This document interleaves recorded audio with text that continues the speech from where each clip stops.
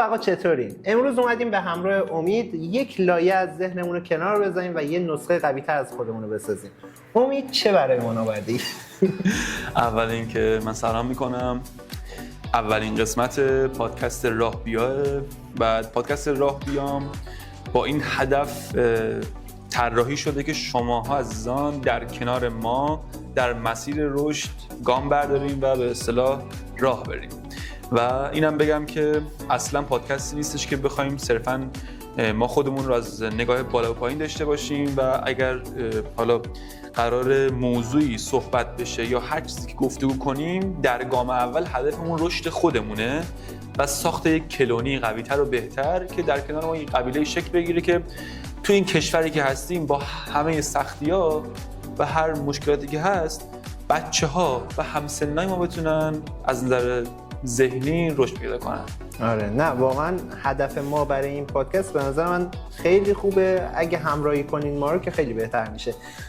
میخواستم بدونم که امروز قراره در مورد چی صحبت کنیم. فکر کنم فصل بندی قراره آره باشه. امروز به نظرم یکی از مهمترین مهارت‌هایی که تو مدرسه به ما یاد ندادن تفکر نقاده و امروز قراره در مورد تفکر نقاد حرف بزنیم. قبل از اینکه بخوام توضیح بدم تفکر نقاد چیه از چند سوال دارم. تا حالا شده حرف یک آدمو در جا باور کنی ولی بعدش ببینی که اشتباه می‌کردی؟ آره شده. یا تا حالا شده مثلا دوستان تبلیغاتی رو ببینن بعد تبلیغات نه یک محتوایی رو ببینن بعدش نفهمن که این تبلیغات بوده یا واقعا محتوای علمی بوده. مثال میزنم خیلی از ما تو اینستاگرام این سری پست‌های می‌بینیم بعد طرف میاد میگه که آقا زانو درد داری این میوه رو بخور، سردرد داری این کار انجام بده، میخوای لاغرش این کارو کن. خب انواع اقسام پستایی که ما تو اینستاگرام میبینیم به چند گروه تقسیم میشیم. کامنت رو وقتی میخونیم یه سری که پذیرش میکنن، یه سری رد میکنن، یه سری هم خونسا هستن. درسته؟ بله.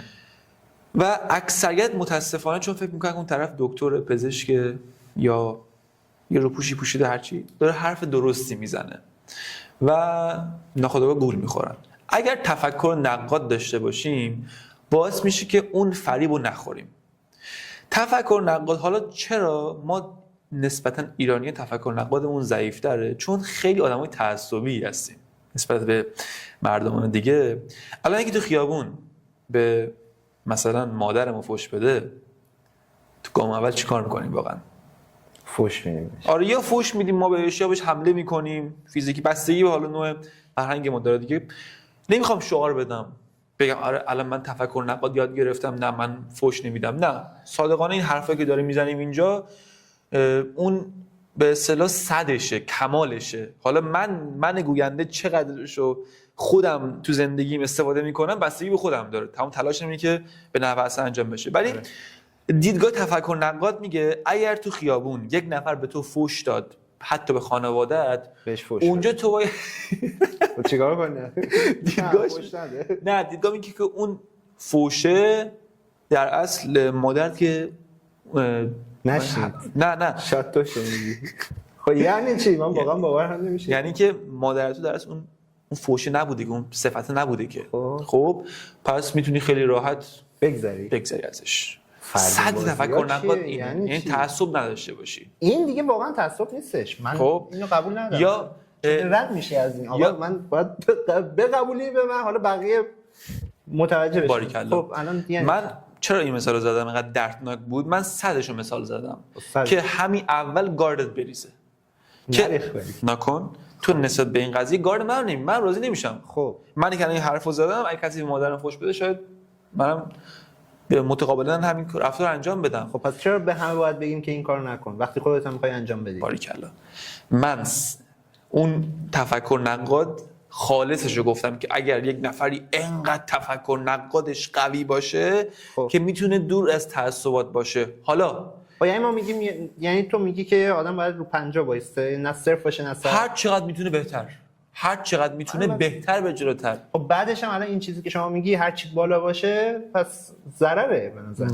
نه دیگه ضرر نیست. بذار مثال بزنم. تو خیلی ممنون که به مادر من فحش دادی. نه این اصلا خب چی؟ این نکن. تو داری صرفا این مثال میگی. آره. بذار جلوتر بگم.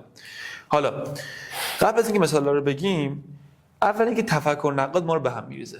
دیدین چقدر به هم ریختینه که این اولین. خب چون ما محتوامون جوری که از قبل اصلا هماهنگ شده نیست و صرفا همون لحظه گفته میشه که امین واقعا واکنشای من اصلا فقط میخوام واکنش واقعیش باشه. خب بعد چندین بار ویدیوها رو ببینیم.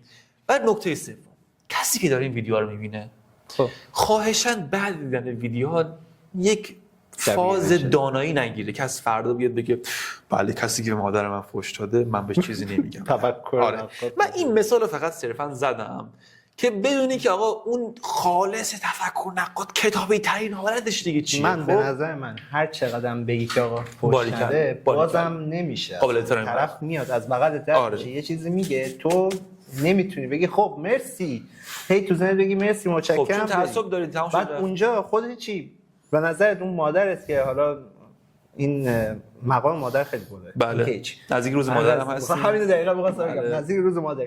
این مادرت که داره رد میشه نمیگه این فرزند من، این بچه من حداقل یه حالا دوست نداره بازم ولی یه چیزی ازش ببینی. هم دوست نداره که چیزی اتفاق بیفته، هم دوست داره که مطمئنم که دوست داره که یه چیز به اون بگه یا یه کاری انجام بشه. خب ما باید چیکار انجام بدیم؟ اینو نگفتی؟ من اصلا بر این مثال راهکاری نمیدم بهت. این کاملا تعصبی و هر کسی با تعصب خوش انجام میده. خب حالا من میخوام بگم که فقط صرفا تعصب ما نمیذاره. حالا همین اگه ما بست بدیم، وقتی یک گزاره‌ای میاد برای ما، یک دیتایی من الان به عنوان مثال تو 23 میبینم. آره. باور من این که 23 دروغ میگه. متاسفانه همین باعث میشه که من هر خبری که از 23 بیاد و نشنوم و تعصب دارم. من اون مثال رو زدم که بدونی. حالا تو میتونی رو خبر 23 کمتر تعصب داشته باشی.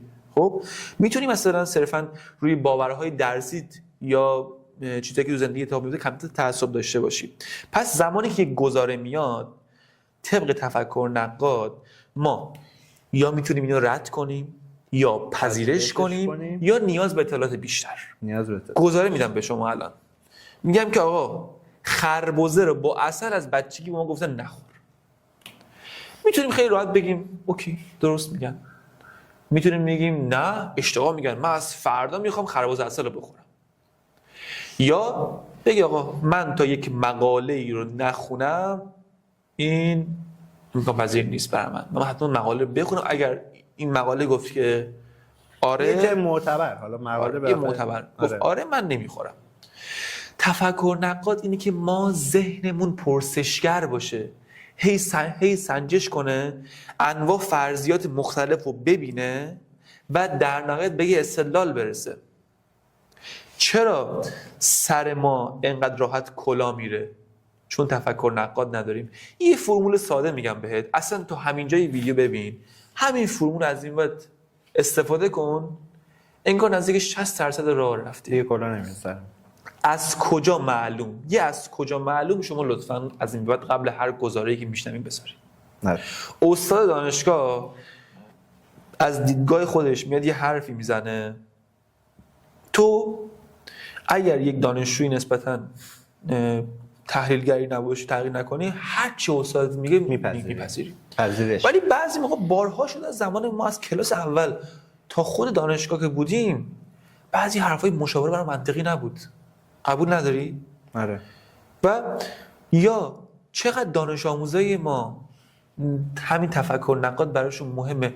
عموه میاد میگه که امید برو تجربی، در تو من میبینم.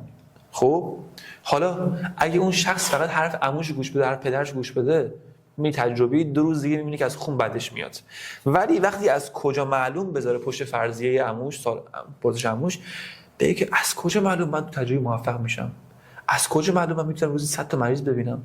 از کجا معلوم من میتونم جراحی کنم؟ از کجا معلوم من اصلا میتونم بوی بیمارستان تحمل کنم؟ دیدی؟ وقتی همینجوری تک تک گزاره‌ها رو ما می‌نویسیم رو کاغذ، ذهنمون با ما جواب میده. درست. خب من الان نکن دیدی چرا تفکر نقاد بهتر شد. اون مثالی که من اول زدم و تو بهش گیر دادی به حق میدم عزیزم. یعنی هر کسی واقعا بشنوه میگه من سلام میذارم من اون کار. خب برای همین گفتم فعلا با اون گیر نده. من صد اون کارو گفتم که تو عادی روزمره زندگی میتونی استفاده کنی. مثلا اون مثال دیلیت کردم چیز دارم به ادامهش فکر خب می‌کنم. مثلا الان نکن ذات بعضی از کارها توی کلا جهان تفکر نقادی نیست. تفکر نقاد آدمو یکمی تلخ میکنه متاسفانه. آره. یه آدم بی‌حوصله میشه هر چیزی میخوای تفکر کنید. الان ذات فوتبال تفکر نقادی نیست. آقا استقلالی پرسپولیس تموم شد رفت. لذت داره. بعضی چیزا با تعصب باشه توش میدونی. مثلا برای همین دارم میگم که ما تفکر نقاد و خالصش رو ببینیم چیه اون صدش که چیز عادی زندگی استفاده کنیم. الان کلاهبردارا متاسفانه از ساید منفی تفکر نقاد به نحو احسن استفاده میکنن. چرا؟ من مثال میزنم موبایل استقلال آیفون 20 میلیونی بزنم تک تک کارهایی که کرد رو ببریم زیر ذره تفکر نقاد. خب گام اول گفت من وارد کننده آیفونم. آره. از چین. حالا من یک تفکر نقاد دارم. از کجا معلوم که تو وارد کننده هستی؟ مشکل نیست. میرم از انبارم ویدیو میگیرم میذارم در خدمت شما عزیزان. گام بعدی این زمانی شایع شد که اینا آیفوناش تقلبی ان و ریپکن و از این چیزا. آره. از کجا معلوم که آیفون های تو تقلبی نیستن؟ هلس باتریش مثلا 100 میرفت تست محصول میگرفت یا ویدیو میگرفت. ولی تا اینجا درست بود هر چیزی که گفت. باریکلا. یه جایی غلط در اومد. بعد دوباره بعد دوباره رفتش گفت از کجا از تو مردم میخرن یا اعتبار داری؟ رفتش از بازیگرای معروف فوتبالیستا آوردش که آره. بتونه اینا رو استفاده کنه. و گام آخر که خیلی بول شد از کجا معلوم تو مجوز داری؟ مجوز اسپانسر استقلال شد. آره. خب یعنی انقدر تفکر نقاد خودش قوی بود از ساید دارکش استفاده کرد. همه مهارت‌های ما میتونیم یک بخش مثل هکر کلا سفید و کلا خاکستری میگم به اصطلاح درسته؟ کلا سیاه. آره سفید و سیاه. حالا عزیزان ببخشید اگه ما اشتباه گفتیم دیگه. ولی همینه. دو سایت داره دیگه اینم. آره. منفی و مثبت. خب یعنی من میخوام بگم که ما باید هر گزاره‌ای که میاد و ببریم زیر ذره بین. الان من یه مثال از باورهای خودم میزنم که چرا باید ما توی زندگیمون حتی شده باورهای خودمونم بریم زیر ذره بین. من باور دارم که آقا هر کسی که پدر مادرش پشت کرده در زندگیش ناموفق میشه. خب این باور من یه فرضیه زیرش هست. فرضیه زیرش چیه؟ این که بله من در روستای خودم 2 نفر رو دیدم که پشت کردن و شکست خوردن. حالا باید دارم زیر ذره بین که آیا این باور درسته یا نه. از کجا معلوم که این 2 نفر مشکل زمینه‌ای نداشتن؟ بعد که کمی فکر می‌کنم می‌بینم که بله یهوش معتاد بوده. از کجا معلوم که مثلا این آقا با زنش مشکل نداشته؟ مثلا اون قضیه بازنش از کجا مثلا یعنی انقدر ببری زیر فرضی تا باور خودت ببری خودت هم زیر سوال. سوال ببری. آره. به نظرم که در کل داشتن تفکر نقاد خوبه. به جز اینکه حالا مثال اول من هنوز قبول ندارم. آره منم آقا من دیگه قانع بشی تو من کسی بهم فوش بده منم بهش فوش میدم. قبول داری؟ راضی شدی؟ راضی شدم. ببندیم. آره اوکی. نه مرسی که تا اینجا همراه ما بودید. به نظر من این که بقیه‌شو بذاریم برای پارت بعدی. برای پارت دوم میتونیم بذاریم. آره. چون این تفکر نقاد داستان درازی داره و کل فصل ما مثلا ادامه چی می‌خوایم بگیم در من ادامهش این سری داستان‌هایی رو میگم که تو کشور ما همین چند وقت اخیر اتفاق افتاده و میخوام اونها رو زیر ذره بین ببرم. جالب میشه به نظر من. خودم نمیدونم چه داستانیه. شاید یه خداداد بود. حالا تو ادامه بده. آره. متشکرم که تا اینجا همراهمون بودین. ببینید زنگوله هست میتونید بزنید. سابسکرایب کردید که ما خوشحال میشیم. لایک هم داریم خوشحال میشیم. ولی کلا من خیلی دوست دارم که اگه این کارو انجام ندادین فقط یه سابسکرایب بکنید که ما اسم زیباتون رو فقط توی جزء اون سابسکرایب رو اصلا من نیاز ندارم که لایک بکنید یا زنگوله رو فعال کنین که براتون چیز بده، اون دیگه محبت شما میرسه. ولی سومیه برای من به اهمیتش بیشتره که سابسکرایب کنید و بتونید داشته باشیم شما رو. متشکرم که این برنامه رو دنبال کردید. ان شاءالله در پارت بعدی اگه خوشتون اومد کامنت بذارید که ما امید رو نگه داریم. ولی از مثال اولش حال نکنید، میتونیم حالا پارت بعدی هم باهاش صحبت کنیم. متشکرم. فعلا خدا نگهدار.